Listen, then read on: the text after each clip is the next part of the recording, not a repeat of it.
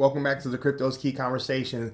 Throughout this video, we're going to cover a digital asset investors interview with John Deaton in regards of what's going on with the Ripple versus SC case. Quickly looking at CoinGecko here, we're currently sitting at a $1.75 trillion market cap, currently down 2% for the day. Looking at the top 10, Bitcoin sitting at 36,966. Ethereum sitting at 2,569. Tether's Tether. Binance Coin sitting at 367. XRP sitting at 69 cents. Cardano sitting at 85 cents. Solana sitting at $84. Terra $59. And Binance USD is obviously sitting at $1. Coming over here to the Bitcoin Fear and Greed Index. As you can see, we're still in this extreme fear range at 23, so there's still a lot of uncertainty within the markets. Let's quickly jump into the topic of discussion for this video. So I wanted to start with this. Digital Asset Investor says, while Gary Gensler calls crypto the Wild Wild West, it's the SEC that's acting lawless. 1 minute tell a judge it's a personal opinion, and the next tell a judge it's the opinion of the division of the SEC. Then change it again. Gary Gensler needs to turn in his badge. So we're going to come over here and listen into this interview that Digital Asset Investor had with John Deaton. So let's take a listen in.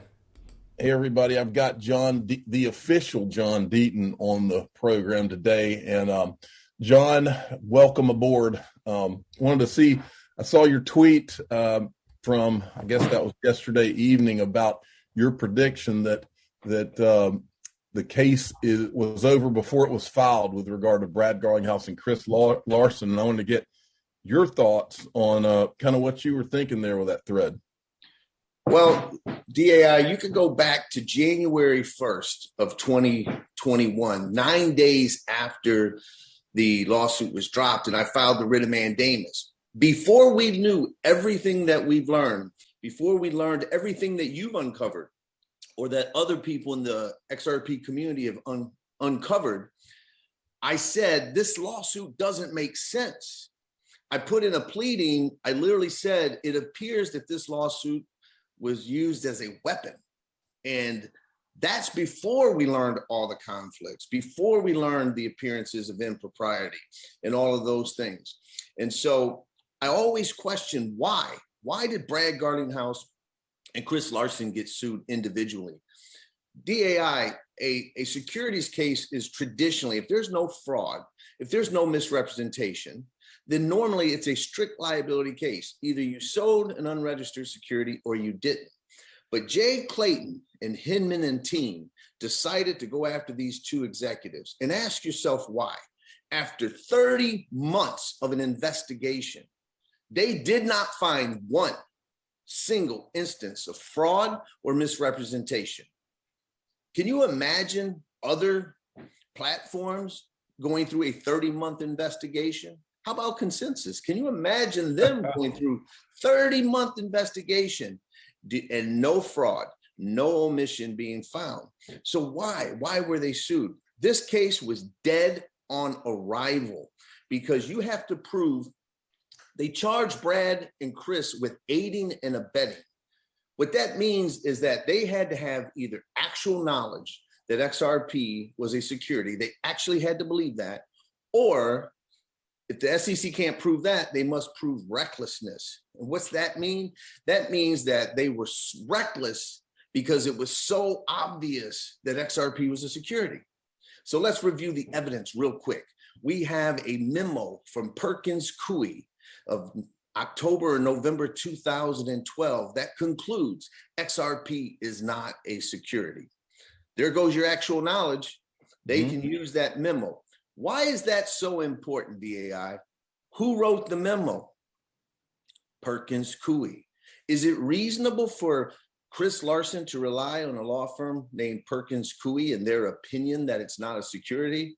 Wait a minute. The SEC relied on Perkins Coie. They helped write the speech. So it is absolutely reliable and responsible and reasonable for Chris Larson at that time to say, okay, they say it's not a security, it's not a security. So now we go to the recklessness standard. It's got to be so obvious that any person in that situation would know XRP is a security. So what do we have?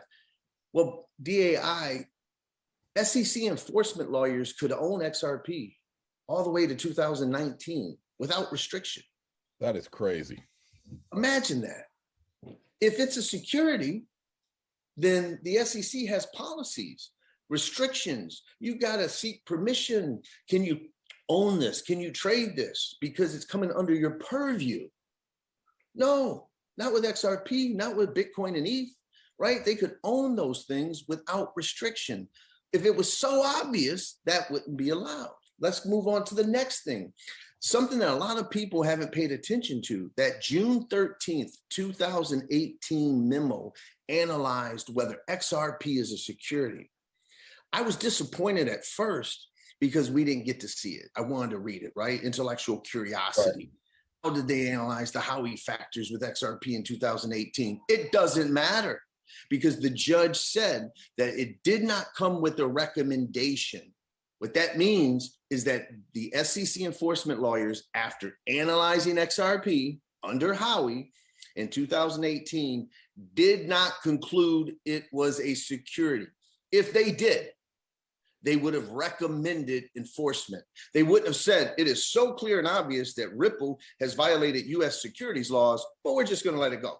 That's not how it would happen, right? So they didn't conclude definitively that XRP was a security. Now, maybe the memo says, well, you know, they made 3 out of 4 factors, 2 out of 4. It doesn't matter. You got to have 4. It does not matter what that memo says.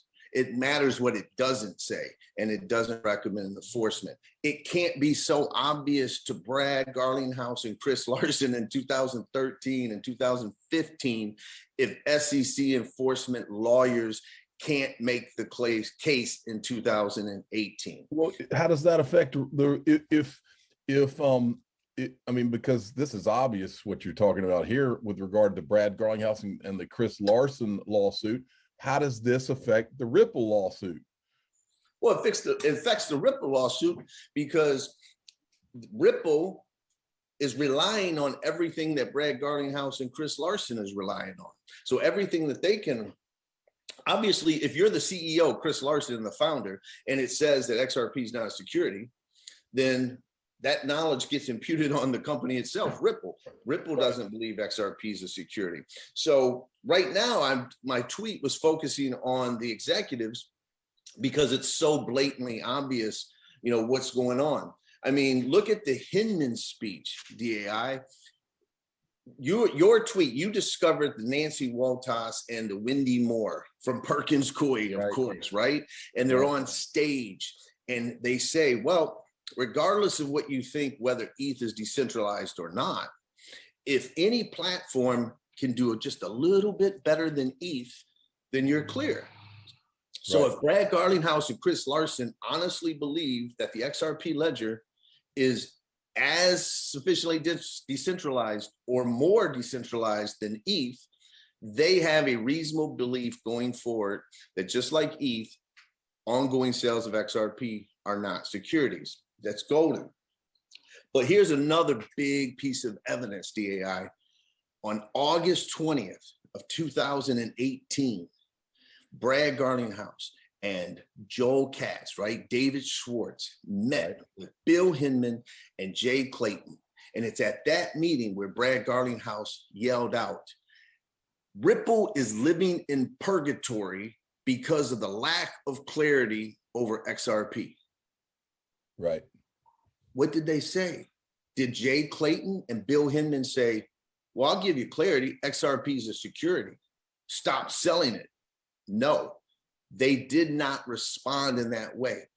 If they are leading the SEC, and the SEC is the world's greatest expert in what is or isn't in security, if the chairman and the director of corporation finance don't tell you that it's a security, then it's not a security. The point being is that it wasn't even believable to Chairman Clayton or Hinman that XRP was a security. And if it's not clear to them it's a security, just like their SEC enforcement lawyers in their XRP memo, if it's not clear to them, how could it be clear to these two executives? And then we got more evidence. This is overwhelming evidence. It's overwhelming. We get to, now that was 2018. We get to 2019. Coinbase, the most conservative of exchanges, with their sophisticated securities lawyers, goes to the SEC and they say, we have run XRP through our framework. The framework that Valerie, the czar at the SEC, complimented Coinbase about publicly. We've run it through our system and XRP is not a security. We're going to list it unless you tell us otherwise. They leave that meeting and they list XRP in February 2019. If it was so clear that XRP was security, Coinbase wouldn't have listed it. Okay? Coinbase wouldn't have listed it. And then we go further. That was January of 2019. Now we get to June of 2019. And what does Ripple do? Ripple actually files a document with the SEC that they're going to purchase 9% of MoneyGram. In the document, in the filing, it talks about XRP. It talks about how XRP is going to be utilized with MoneyGram in cross-border remittances. If it was so clear that XRP was a security, why would you allow that to go forward? They know, the SEC knows that Ripple is going to pay or transfer XRP to MoneyGram. Did the SEC believe that MoneyGram was a hodler of XRP, or are they a money business? And they were then going to sell that XRP on exchanges to you, DAI, and to me. Right. Right. And if that was so clear that XRP was a security, would the SEC allow retail investors to get this unregistered security? Of course not. And then we get even further. Now we're in 2020, the year of the lawsuit. And we got to look at what did market participants think, right? Well, we've got that Baylord Inc. filing in January 1st of 2020, where they say to the SEC, look, we know that there's uncertainty with the digital asset space, but we want you, SEC, to rest assured that Baylord will not sell or trade potentially unregistered securities. We're going to only trade the 3 cryptocurrencies that is generally accepted by the financial world, including the SEC, to be non-securities: Bitcoin, Ethereum, and XRP. That was in January. That was 11 months before the lawsuit. And then finally, DAI, we got another piece of evidence. We have the email from an XRP holder literally within 60 days of the SEC filing the lawsuit that says, hey, is XRP a security? And what does the SEC say, DAI? We have not made a determination that XRP is a security. That was less than 2 months before the filing of the lawsuit. So when you take all that evidence and you take it together, there is no way, it is impossible for the SEC to meet its burden to prove that Brad Garlinghouse or Chris Larson had actual knowledge and belief that XRP was a security, or that they were so reckless because it was so obvious to the world that XRP was a security. If it's not obvious to your own SEC enforcement lawyers who are experts in what is or isn't a security, how could it be obvious to these 2 executives? Well, you know, after hearing you go through all that, the conclusion that I come to, because you know, we've accused the SEC of a lot of things, but I've never accused any of them of being stupid. And the only conclusion that, I'm no attorney, but the only conclusion anybody with an ounce of common sense can come to here is that this lawsuit, all of these lawsuits, were filed knowing that they couldn't win. And if that's the case, you got to ask what their motivations are. Well, I mean, listen, you saw that recent interview, or at least clips of it, of that Joseph Hall guy, right? That from the SEC that Tony at Thinking Crypto did. Well, even though he was a moron and dismissive of saying, oh, it's a conspiracy theory, even the SEC's own loyal people said he was perplexed why the SEC brought this lawsuit. Yeah. Everybody think about that. Why? Why did they bring the lawsuit? You can't prove this. You allowed this this asset to be traded for almost 8 years. Okay, you allowed all the things that we went through in this interview with you, DAI, all of those things. Why would you file the lawsuit? Why would you go after the executives in a non-fraud case? If you go back and look at all securities enforcement actions, when you sue the executives is when you believe they've committed fraud. Yes. Why would you file it against them when you know you can't? If you know you can't win, then maybe you're not trying to win. Maybe the filing of the lawsuit itself was the goal. Maybe that was the end. Maybe that was everything, right? File the case against them. Think about this. Joseph Grunfest, who is very, very loyal to the SEC, he believes in it as an institution.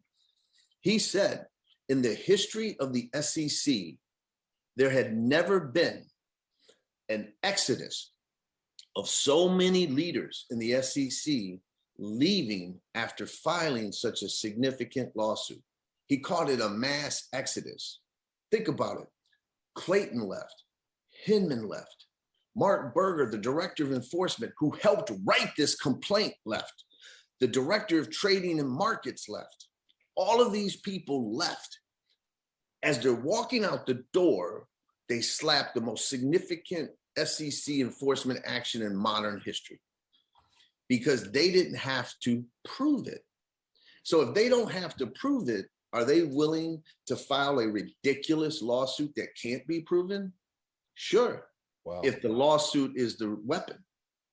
Well, John, I mean, what, you know, the thing for me when I hear this is that tells me that this is just a matter of time at this point. If it's a matter of time, that makes me very bullish on Ripple, on my Ripple equity and my XRP.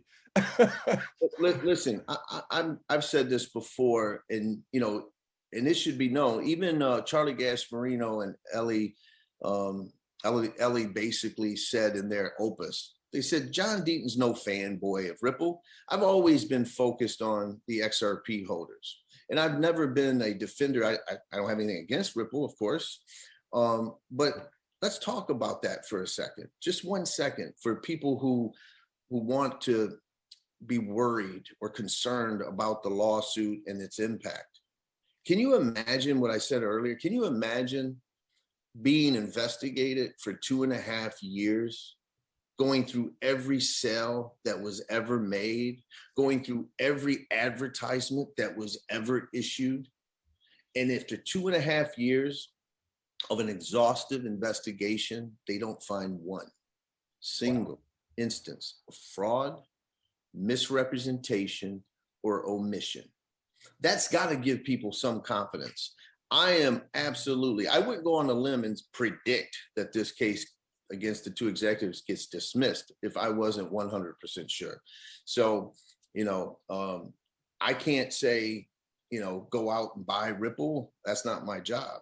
But I can tell you, there's a lot of cryptocurrency platforms that would not survive a 30-month investigation.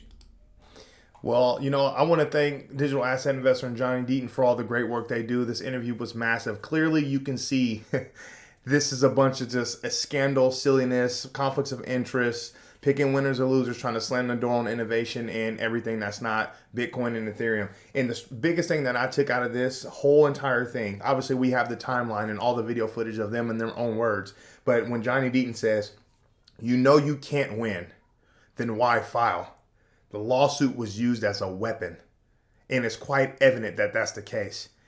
There's a lot that's been happening within the Ripple versus SC case as of late, and there's a Johnny Deaton thread that we're going to go through in our next video. I just didn't want this video to be, 45 minutes long, so we're going to go through what happened with recent motion that was denied from Judge Torres. We're going to go through John E. Deaton's thread covering kind of what's been happening as of late within the case. So a lot more great information to come.